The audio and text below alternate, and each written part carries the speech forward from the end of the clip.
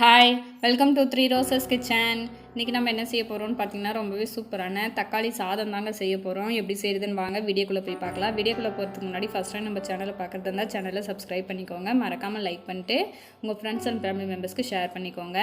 இப்போ தக்காளி சாதம் செய்கிறதுக்கு சாதம் வடித்து நான் ஆற வச்சுருக்காங்க. இப்போ ஸ்டவ் ஆன் பண்ணிட்டு ஒரு கடாய் எடுத்துக்கலாம்.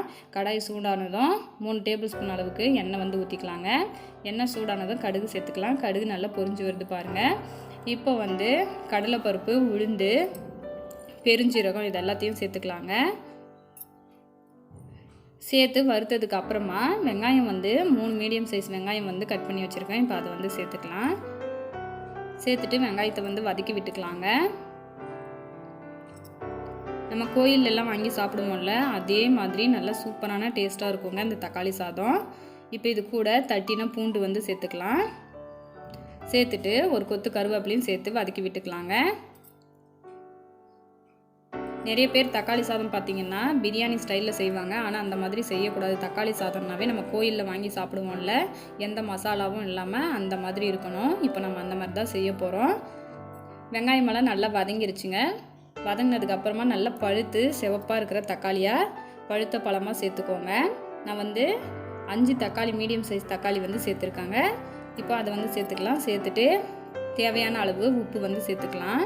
சாதத்துக்கு உப்பு போட்டு தான் வடிச்சிருக்கேன். இப்போ இந்த தக்காளி தொக்குக்கு தேவையான அளவு உப்பு சேர்த்துக்கலாம். சேர்த்துட்டு 1/4 டேபிள் ஸ்பூன் மஞ்சத்தூள் சேர்த்துக்கலாங்க. காஷ்மீரி மிளகாத்தூள் நான் 1/2 டேபிள் ஸ்பூன் சேர்த்துக்கிறேன். கூடவே கரம் மசாலா மட்டும் ஒரு 1/2 டேபிள் ஸ்பூன் சேர்த்துக்கலாம். இதுதான் இதுக்கான மசாலா பொருட்களே, இவ்வளோ தான். இப்போ சேர்த்துட்டு இது எல்லாத்தையும் வதக்கி விட்டுக்கலாம். வதக்கி விட்டுட்டு 3 பச்சை மிளகாய் கீரி சேர்த்துக்கோங்க.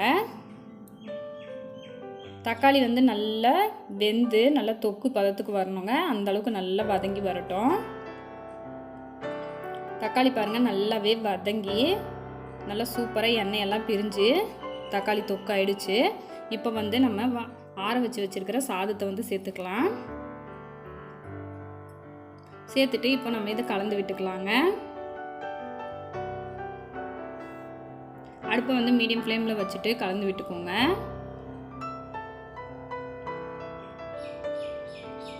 அவ்வளோதான், நல்லா கலந்து விட்டாச்சு பாருங்கள். இப்போ கொத்தமல்லி இலை கொஞ்சமாக சேர்த்துக்கலாம்.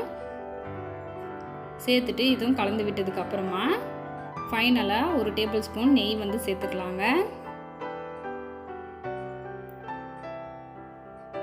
அவ்வளோதான். இப்போ நம்மளோட தக்காளி சாதம் கிளறி எடுத்தோம்னா சூப்பரான நம்ம கோயிலெல்லாம் கிடைக்கும்ல, அதே மாதிரி பர்ஃபெக்டான தக்காளி சாதம் ரெடி ஆகிடுங்க. குழந்தைங்கள்லாம் ரொம்பவே விரும்பி சாப்பிடுவாங்க. நம்ம மதியம் லஞ்ச் பாக்ஸுக்கு கூட செஞ்சு கொடுக்கலாம். நல்ல சூப்பரான தக்காளி சாதம் நல்லா மணமாகவும் ரொம்ப டேஸ்டியாகவும் ரெடி ஆகிடுச்சு. கண்டிப்பாக நீங்களும் இதே மாதிரி ட்ரை பண்ணி பார்த்துட்டு உங்களோட கமெண்ட்டை சொல்லுங்கள். தேங்க்ஸ் ஃபார் வாட்சிங்.